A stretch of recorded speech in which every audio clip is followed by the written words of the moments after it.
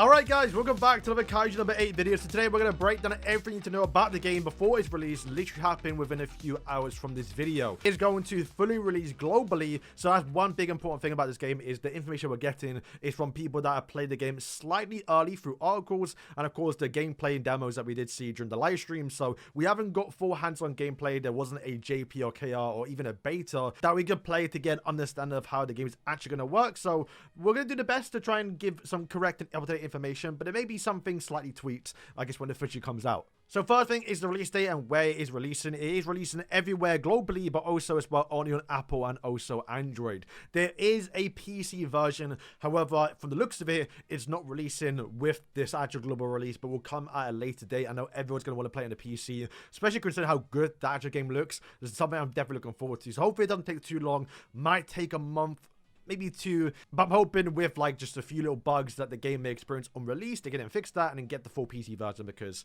yeah, I don't want to be playing this on LD player. The next thing we need to talk about is characters and how the content is going to go in the game. We don't know exactly whether they're going to do more seasonal characters or they're going to focus a lot more on OC characters, but as we do know, there are going to be a bunch of OCs in this game, hopefully not more than the actual main cast, but as you can see already, you have got the main 5 already kind of in the game. They haven't been confirmed playable, they likely will, but they are a big part of the story because there is a side story where this character right in the middle actually is the stepsister towards Kikuru. So there is like a little bit of lore. It's not just completely random. They're trying to fit in towards the world and they look kind of like they fit in the world, I guess. But yeah, these are still like mostly the base characters. Definitely expect to see like the 98% powered up, you know, Mina. Like they're probably likely going to do that in the future. So we'll have our fair share of Kaiju characters, but it might sprinkle in some OCs as well. Which, to be fair, normally I'm opposed to it, but in this game, they actually look pretty good, so I'm not too upset by it. Gacha, I know, is going to be a big part about this game and might even hurt a little bit because I guess my first initial impressions, just from this screenshot we've basically seen alone,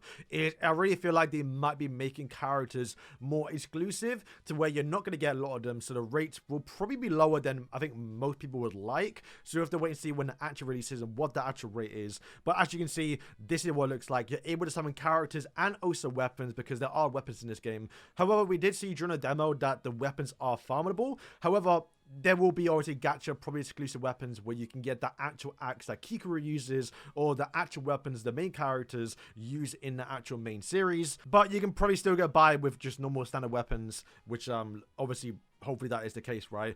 There's also dupes in this game. As you can see, there are shards. We'll go through that later on when we go towards the main character page. There's this screenshot, which is probably a really lucky multi that I don't think most of us will be getting, where you get 2 characters plus a weapon. The weapon is, as you can see right now, that is the Gatling gun, right? So I think that's what Rin uses. It could be the Mina one, actually, but this will only be exclusive towards characters that can actually wield that type of weapon. But yeah, I didn't think the weapons that we summonable in this game, or at least I didn't think they'll have an actual standard banner. They might in the future, who knows, but that is what we know so far. If you guys have made this far, there are over 70% of you guys that have simply not subscribed and you're watching this video. So if you can please hit that button, because I'm going to be making the best Kaiju number 8 content of 2025. Alright, so as you can see, there is more of a look here towards the weapons. As you can see, Mina, for example, has her main weapon, I guess, is from the anime, but you also have other different type ones. And as you can see, there is a dupe system, once again, towards weapons and also the characters. That is the Ascension stage. Pretty simple stuff, kind of what you expect from this game a little bit, is that you actually have got stats alongside the weapons. Once again, you imagine the actual main weapons will be exclusive. And in kind of like the foot soldiers, the kind of the filler, in a sense, towards this game, the standard characters, you know, outside of like the main characters, they all have like assault rifles that will be, I guess, universal, or that you can see does share a lot of the main cast basically. Oh, in terms of the characters, you are able to select one of the guaranteed 5 stars of your choice, since we had hit 1 million pre-registrations, which means one of these characters you're able to get straight away, which is, it worried me a little bit, because if they're giving out 3 5 stars like that, then either 1 is the reroll system might be a bit too long, or 2 is dupes might really matter in this game, right? We have to wait and see. But yeah, guys, I mean, look, I can't tell you right now who the best one to pick, right? If anything, just probably go with your favorite choice, whether that may be. But to give you a little bit of a hint about maybe who you should be re-rolling for and picking, we have to go towards the actual gameplay system. All right, so the gameplay of this game, you're able to make a team of 4 characters, and the adjacent characters actually have team-up abilities. And depending on who you actually pick, if you pick a certain group of characters, or I guess the actual team-up abilities, then you will get special abilities or more follow-up attacks in-game, at least to what I believe right right now, right? So for example, Kikuru and Rin, you can link them together, and then when you expose the core, they will do follow-up attacks. However, someone like Narumi, and I don't know his actual name just yet, but someone like this character here, whenever they do special attacks, they also follow each other up. To kind of show you what I mean here, for example, right now Kikuru is about to expose the core, and then Rin will actually follow up because she is the actual partner assist, right? Now this is exclusive towards anyone in the game. As long as you just have them linked up, they will do follow-up attack. But if you use your special action or special ability in the bottom right, as you can see right now, Narumi is going to use it and will actually get a follow-up, where only because of them two, because I believe even the voice actor says Narumi here, for example. So like it's exclusive towards these two characters. So my point is, when you're building your team a little bit, you want to use two characters that work well together if you have follow-up attacks for free. Just to show you, Kikuru, for example, does a special action again, and she does the AoE.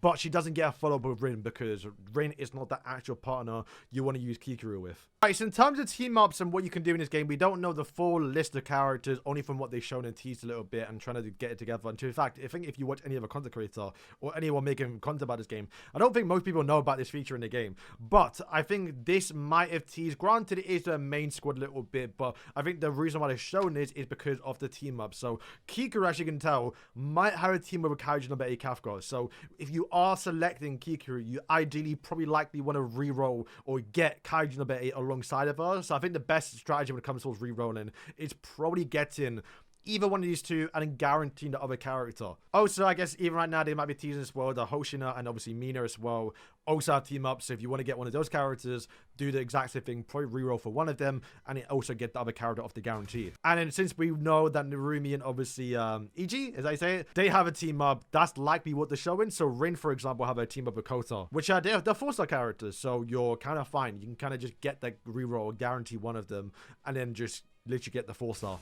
It might not matter too much because I think eventually we'll get every character, but I think if you want to get a little bit of a head start, and like I did say, this is the only thing we know about right now about who to be selecting, who to be rolling for, is literally just of those team ups. So I think for me personally, I kind of want Narumi because he's obviously gas start, but I can't lie and say that Kaiju 8 and Kikuru probably likely will be the best duo in the game, considering that both of them work together. And you kind of got to expect that Kaiju 8 is probably, or should be, the best character in the game. And when it comes towards gameplay, we kind of already broke it down, but it's a pretty simple one once you get into towards, and I imagine there will be an actual tutorial that will explain it, so I don't need to go into too much detail. But the characters do have plates, so you can see right there, Narumi did break the plate, and then once you get the character down towards 4 plates, that is, or I guess when you remove all of them, that is when you will actually get, and it looks like it showed you before if it's going to break too through the actual ability, which is kind of cool. But yeah, once you, I guess, break the plates, that's when the core exposes and you're able to do more damage and the boss does get stunned. The bottom right bit, obviously, as you can see here, that is the character order, obviously starting from the right going towards the left. And yeah, each character has a normal skill that could be single target or AoE.